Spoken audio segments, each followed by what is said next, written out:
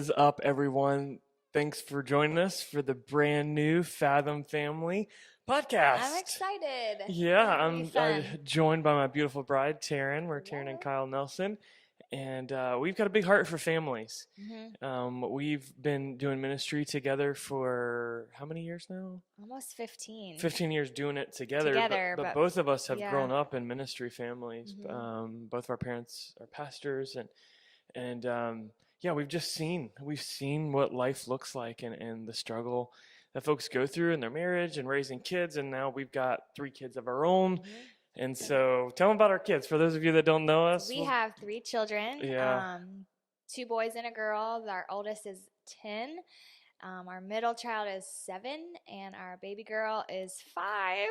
yeah, she just turned 5. Not baby anymore, but No, always baby in our hearts, and they keep us busy, and yeah, our life and home is full. yeah, Very lots of fun. yeah, So we're excited to just be here today and help. I mean, my main thing is I don't want people to feel alone, because yeah, a lot of times you feel so isolated, like we're struggling in this area with kids or marriage or home or whatever, and you just feel so alone. yeah.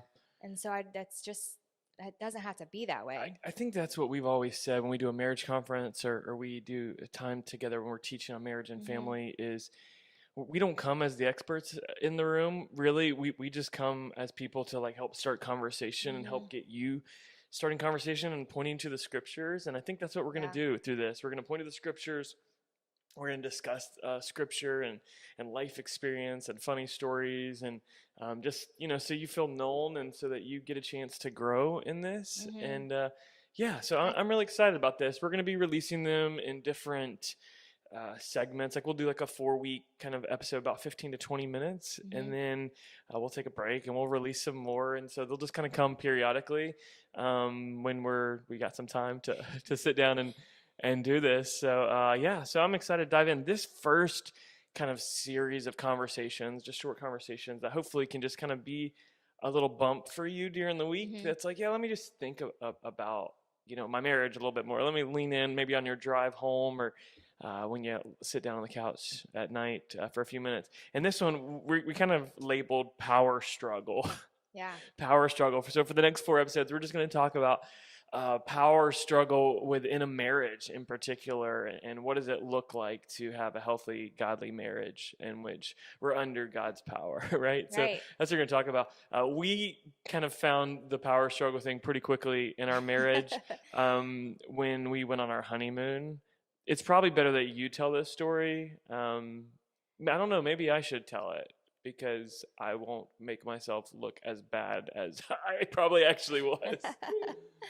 Yeah, it's just, I mean, it's a struggle, right? And so we were on our honeymoon, and we were staying in this insane, Oh amazing my gosh. house, Yeah, don't first make of people all. jealous. Yeah. But in the Bahamas, it rains sometimes in the afternoon, and so we would have probably a couple of hours every day where we just um, found a board game closet and played out on the porch. But we found Monopoly, and that was Kyle's choice.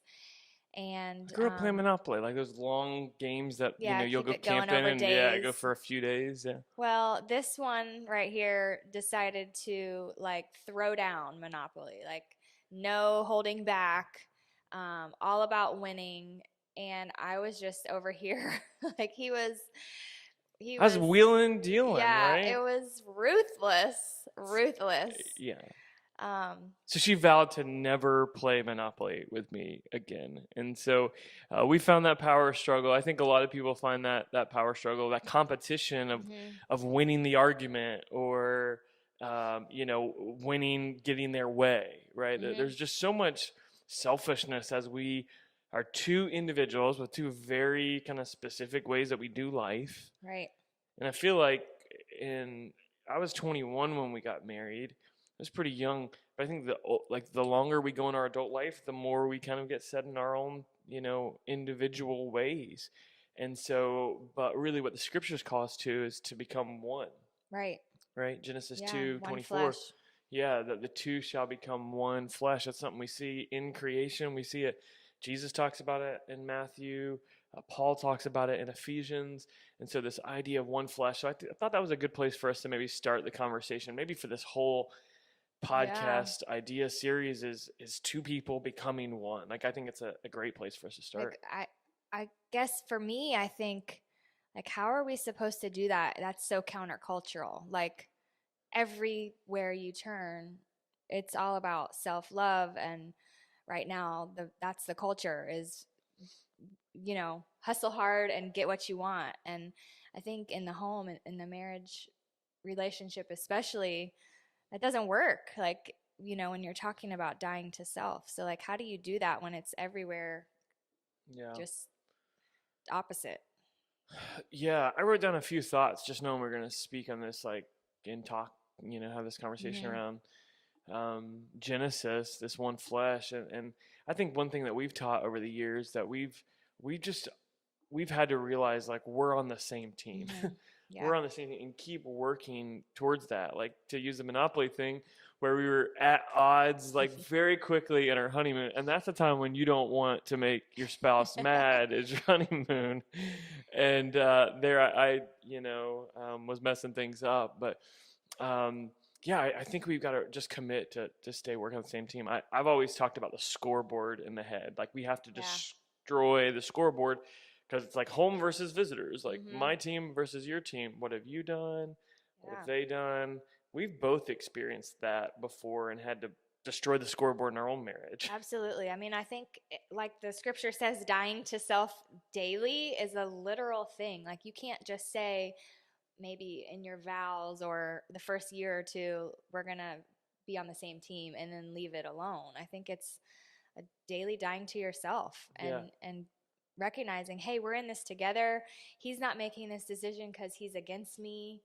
I'm not trying to one up or win this, thing, but it's being together. Yeah, and being on the same team doesn't mean we're going to agree with each other all the time. That doesn't mean we're Mm-mm. like going to see eye to eye all the time. And like, that's okay. I think in some marriages, they get in trouble because they just are, their individuality and their own opinion is eradicated. And that's actually not healthy for the marriage. Yeah, because God created you to be who you are. I mean, And I need your perspective at this table, right. right? And you need Same. my perspective at this Yeah. table, my experiences and your experiences. And so we've got to stay just committed that you bring who you are and I'll bring Mhm. who I am, and we're both going to be transformed to be more like Christ.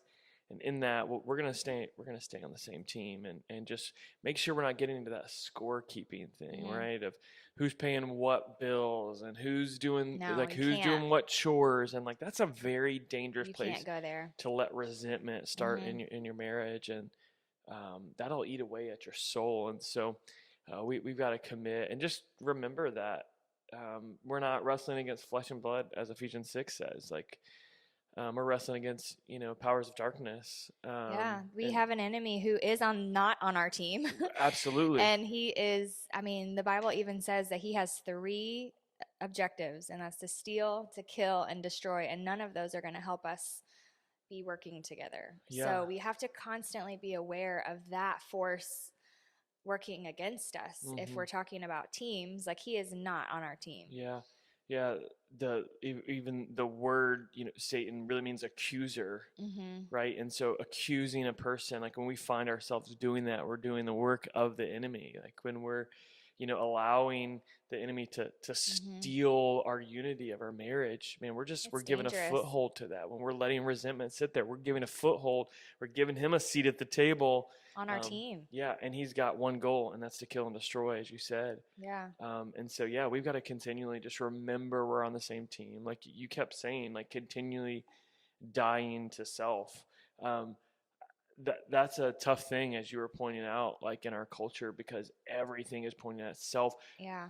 And so I think there is. What do you think our culture is trying to get at with this whole idea of take care of yourself? Where do you think all this is coming from? Um, I mean, I guess I don't really know the root of it, but I mean, it's just trying to promote self and to watch out for ourselves because nobody else is going to take care of you kind of attitude. Mm-hmm.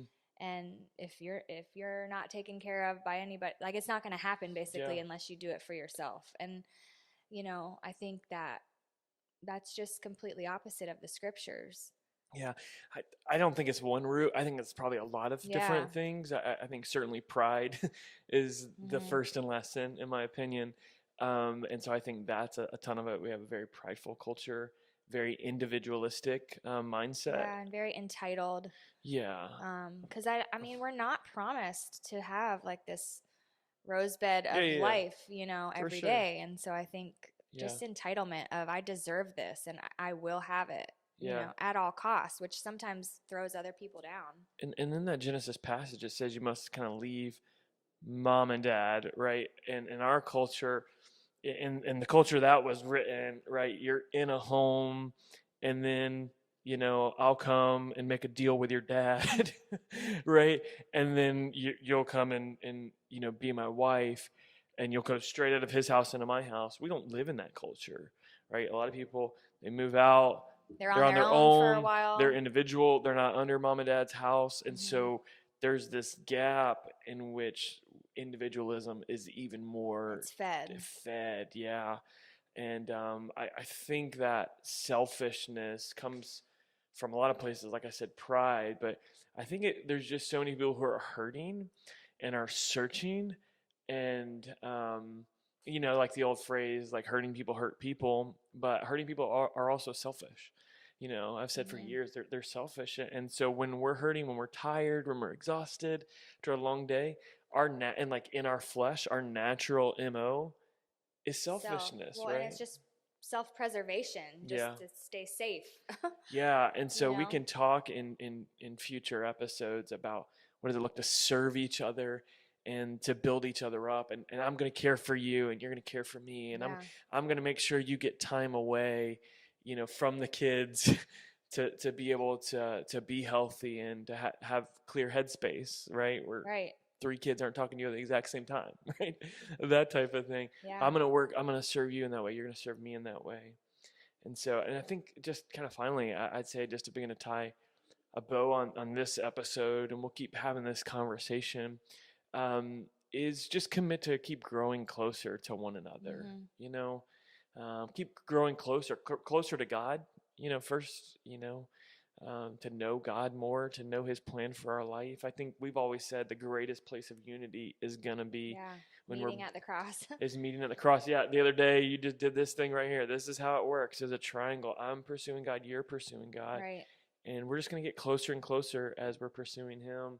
And so I think just staying in that place where like that's our number one goal is Hmm. knowing God. But I think it's also a journey. Marriage is such a journey of knowing yourself. I mean, just Absolutely. think about how much better we feel like we probably have a better sense of who we are individually Hmm. through kind of seeing ourselves through someone else's eyes. Yeah. And then when you see yourself with in three little kids walking around, you're like, oh, Like both I literally, like see you can myself in him physically, or in her. And you hear them, you hear the yes, annoying things they do, and you're like, oh, they they got learned that that from from me. me. Yeah. They say that thing, they get that from me. It's a lot. It's Like humbling. it is very humbling. And so there is this process of knowing yourself, as we're knowing God, Hmm. but then also moving closer together. Yeah. Just keep making that time to know one another, It's to worth the effort. have conversations, talk about how we're connecting. Hmm. Just to kind of close us out in this episode, Psalm 139 came to mind of just search me, Yeah. God, and know my heart, Yeah. know my anxious thoughts, and lead me in the way Of everlasting. Yeah. everlasting. Lead us, God. And man, if we can posture our marriage like that, of God, just know me, know what I'm Hmm. anxious about, know where I'm being selfish, test my motives Yeah. in this fight that we're having, right? That's one we can just always go back to, a Yes. prayer of our heart, and lead us, right? It's not Hmm. just lead me anymore because it's two have become one. It's So, true. but individually we're saying lead me, and Yeah. together we're We want to saying go lead to the us. same place. Yeah, yeah, for sure. So, So I'm excited yeah, for me these too. It's going to be good. conversations. It's going to be Yeah, good. yeah, we're looking forward to it. And so I hope you all will really take some time this week as you finish your drive home, as you step into your world, as you're sitting around the dinner table or at date night. Conversation opens up on just drawing closer to God, drawing closer Hmm. to one another. getting on the same page Yeah. and really becoming one flesh. It's a process. Become one flesh. So it's something that happens in the eyes of God immediately, but Right. then it's something that we're becoming Over time. over Yeah. time too. Love So it. yeah, we look forward to talking with you next time.